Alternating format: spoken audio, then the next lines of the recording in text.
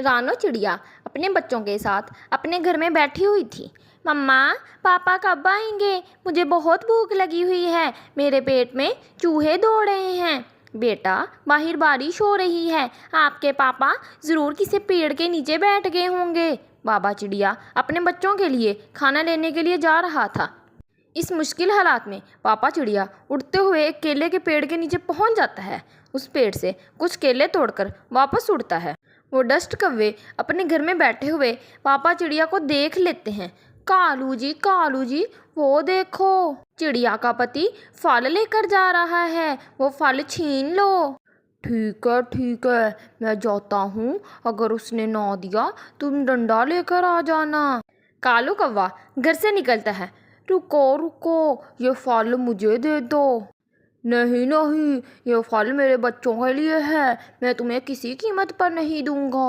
हा, कीमत कौन दे रहा है? मैं तो छीन के ले जाऊंगा। ये सुनकर कालू कौवा आगे बढ़ता है। बाबा चिड़िया से वो फल छीन लेता है और बाबा चिड़िया बेचारा खाली हाथ ही अपने घर वापस चला जाता है। बच्चों, मैं तुम लोगों के लिए आज भोजन ना ला सका। मुझे फल मिला था, मगर रास्ते में वो डस्ट कौवे मुझसे मेरा फल छीन ले गया।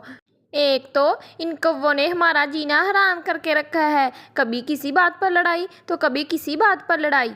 इस रात चिड़िया के बच्चे फिर भूखे ही सोए। सुबह हो जाती है। बारिश भी थम गई थी।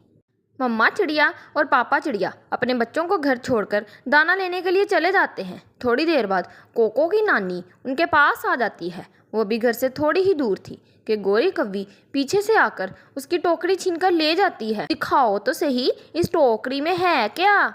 इस टोकरी में मेरे बच्चों की चीज़ें हैं। लाओ, ये टोकरी मुझे दे दो। गोरी कौवी वो टोकरी लेकर भाग जाती है। दूर कहीं बैठकर टोकरी को देख रही होती है। इस गोरी कौवी को मैं टोकरी इतनी जल्दी नहीं लेके जाने दूंगी। नानो जल्दी अपने घर जाती है। गुड़िया, कोको, झाड़ू कहाँ है? नानो, वो रहा झाड़ू।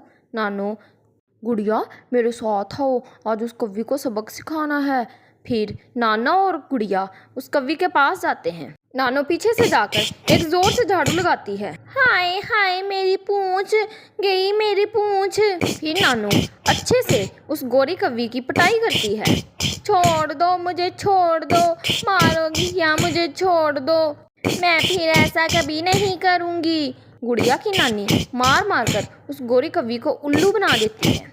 लाओ, मेरी टोकरी मुझे दो। तुम नहीं जानती मैं भी इनकी नानी हूँ। ये कहकर गुड़िया की नानी टोकरी लेकर घर में चले जाती है। शाम हो जाती है। कुक्कू के मम्मा पापा भी घर आ जाते हैं। गुड़िया हंसते हुए अपने मम्मा पापा को ये कहानी सुनाती है। मम्मा, नानू ने तो आज उस गोरी कौवी की खूब धुलाई की।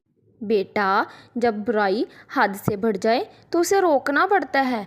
कोई ज़रूरत नहीं है उसके पीछे डरने की। जो होगा मैं देख लूँगी। कालू जी, मुझे उस बूढ़ी चिड़िया ने बहुत मारा है। मेरे पंख पर भी मारा है, मेरी पूंछ पर भी मारा है। देखो, मुझे मार कर बुरा हाल कर दिया है। तू रुको, मैं जाकर देखता हूँ उसने जिसने तुम्हें मारा है। अगले दिन चिड़िया और उसकी बेटी नदी पर पानी पीने जाती है। वहाँ पर कालू कौवा आ जाता है। तेरी माँ ने मेरी पत्नी को मारा है और मैं तुझसे अपनी पत्नी का बदला लूँगा। चिड़िया को मारने के लिए आगे बढ़ता है। गुड़िया जल्दी से घर भाग जाती है। नानी, पापा, वो कालू कौवा मम्मा को मार रहा है। जल्दी जाओ। फिर जल्दी से नानी वहाँ जाती है। वहाँ कालू कौवा घर तो नहीं था। फिर नानी कौवी मिल जाती है। बता देना अपने कौवे को, मैं उससे डरने वाली नहीं हूँ। मारो इस गोरी कौवी को। फिर सारे मिलकर उस गोरी कौवी की खूब पिटाई करते हैं। बड़ी माँ, चिड़िया मुझे आज छोड़ दो। मैं आइंदा के बाद नहीं कुछ करूँगी। शाम को जब कालू कौवा घर वापस आता है तो गोरी से कहता है, मैंने बहुत मारा चिड़िया की बच्ची को और चिड़िया की माँ ने सारे बदले ले लिए हैं। कालू जी, चिड़िया की माँ ने फिर से मारकर मुझे उल्लू बना दिया है।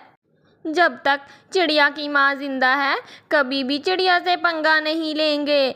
मैं नहीं डरता चिड़िया की माँ से। दरवाजे पर दस्तक होती है। कालू कौवा जल्दी से छुप जाता है। आगे नानू झाड़ू उठाए घर आ जाती है, जिसे देखकर माँ जी फिर मेरी बारी है मार खाने की। गोरी कौवे अपने उस कालू कौवे को बता देना, मैं उसे ढूंढ कर मारूंगी। जब आए तो मुझे बता देना रात के समय। फिर वो कौवे अपना सारा सामान उठाकर वहाँ से भाग जाते हैं। देखा मेरे बच्चों, जालिम का मुकाबला करें तो कभी जीत नहीं सकता। मम्मा मुझे भूख लगी हुई है, मुझे जल्दी से खाना दे दें। थोड़ा इंतज़ार करो गुड़िया बेटी, अभी खिचड़ी बन रही है, मैं अभी खिचड़ी बनाकर देती हूँ। चिड़िया के पड़ोस में एक कालू कौवा का परिवार रहता था। गोरी कौवी और कालू कौवा अपने घर में बैठे हुए थे। दरवाजे पर दस्तक होती है। सुनो जी, दरवाज़ा खोलो, देखो इस समय कौन आया है। होगा कोई बकारी। कालू दरवाज़ा खोलता है तो सामने गोरी कौवी की माँ खड़ी होती है। मैं तो थक गई हूँ, बहुत दूर से आई हूँ। माँ जी इतनी दूर से आई हो, अब तो तुम्हारी उम्र भी हो गई है, इतना सफ़र करती हो तो रहने देना था आने के लिए। वहाँ थोड़ी ही दूर माँ की आवाज़ सुनकर गोरी कौवी भागी भागी दरवाजे पर आ जाती है और अपने माँ को घर के अंदर ले जाती है। माँ जी आपने आने में बहुत देरी क्यों कर दी? अब तो घर में खाने के लिए कुछ नहीं है। बेटी रास्ते में कई बार बूढ़ी हूँ ना, रुकना पड़ा, इसलिए थक जाती थी। कालू जी ऐसे बैठे हो, जाओ माँ के लिए कुछ खाने के लिए लेके आओ। कालू कौवा डरता हुआ अपने घर से निकलता है। उसे चिड़िया के घर के पास खिचड़ी की खुशबू आती है। वो सीधा चिड़िया के दरवाजे पर चला जाता है और दरवाजे पर दस्तक देता है। चिड़िया दरवाज़ा खोलो। जी कालू भैया, इस वक्त। चिड़िया गोरी की माँ बहुत दूर से इस वक्त आई है और इस रात के समय हमारे घर में खाने के लिए कुछ नहीं है। मैं समझ गई भई, आप अंदर आइए। तो कालू कौवे को खिचड़ी डालकर दे देती है। मैंने खिचड़ी बनाई थी, आप ये ले जाएं। आखिर पड़ोसी ही एक दूसरे की मदद करते हैं। फिर कालू कौवा खिचड़ी लेकर चला जाता है। गोरी की माँ मज़े से खिचड़ी खाती है।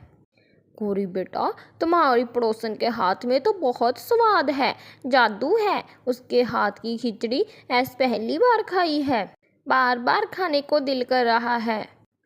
माँ जी अब सो जाओ। ऐसे ही कई दिन गुजर जाते हैं। एक दिन चिड़िया की तबीयत ठीक नहीं थी।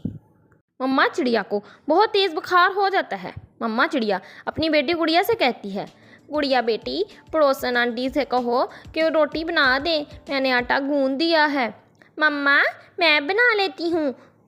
नहीं बेटी, अभी तुम्हारे पंख छोटे हैं, आप गोरी के पास जाओ, उन्हें कहो वो रोटी बना देगी।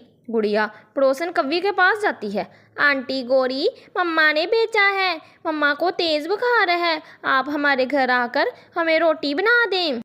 क्या मतलब, मैं नौकर हूँ तुम्हारी मम्मा की, पड़ोसन हूँ। इसका मतलब ये नहीं कि आज रोटी बना के दूँ, कल को तुम्हारी मम्मा कहेगी खिचड़ी बना कर दो। मुझे तो नौकर ही समझ लिया है। चलो चलो भाग यहाँ से, बड़ी आई चूं चूं करने वाली गुड़िया। जब वो वहाँ से चले जाती है, मम्मा मम्मा आंटी ने मुझे बातें सुनाई, वो नहीं रोटी बना कर दी। कोई बात नहीं बेटी, मैं ही बना देती हूँ। नहीं मम्मा आप रहने दे, मैं ऐसे ही पानी पीकर सो जाती हूँ। इस रात गुड़िया और उसकी बेटी भूखे सोए। दूसरे दिन गुड़िया की मम्मा उसको उसकी नानी को बुलाने के लिए भेज देती है। गुड़िया अपने घर से बाहर निकलती है। उसे अपने नानों के घर का पता था, इसलिए गुड़िया बहुत तेज़ उड़ रही थी, मगर आधे रास्ते में ही तेज़ बारिश शुरू हो जाती है। गुड़िया जानती थी ऐसे बारिश में उसके लिए उड़ना पेड़ से टकरा सकती है, इसीलिए गुड़िया एक पेड़ के नीचे जाकर बैठ जाती है। मेरी बेटी न जाने ऐसी बारिश में कहाँ होगी, मैंने बहुत बड़ी गलती की है गुड़िया को भेजकर। मम्मा चिड़िया अपनी बेटी को लेकर बहुत परेशान थी, मगर चिड़िया सुरक्षित थी, वो सियानी थी, इसीलिए वो किसी बड़े पेड़ के नीचे बैठकर बारिश के रुकने का इंतज़ार कर रही थी। थोड़ी देर बाद एक तोती उस पेड़ के नीचे आकर बैठ जाती है। बारिश बहुत तेज़ है, लग रहा है बादल आज ही बरसेंगे। बेटी, तुम यहाँ क्यों बैठी हुई हो? आंटी, मैं अपनी नानों के पास जा रही थी और बारिश शुरू होगी। ऐसे गुड़िया और तोती अच्छा वक्त गुजारते हैं। काफ़ी देर बाद बारिश रुक जाती है। गुड़िया फिर से अपने नानों के घर की तरफ चलती है। वो वहाँ जाकर देखती है कि उसकी नानू दाल चावल बना रही थी। आओ आओ मेरी बेटी, आओ, मैं दाल चावल बना रही हूँ, खाना खा लो। नहीं मम्मा, भूखी हैं, हम ये दाल चावल मम्मा के पास लेकर चले जाते हैं, वहाँ खाएंगे। मुझे मम्मा की चिंता हो रही है। फिर गुड़िया की नानी और गुड़िया वो दाल चावल लेकर घर की तरफ निकलते हैं। वो घर पहुँचते हैं।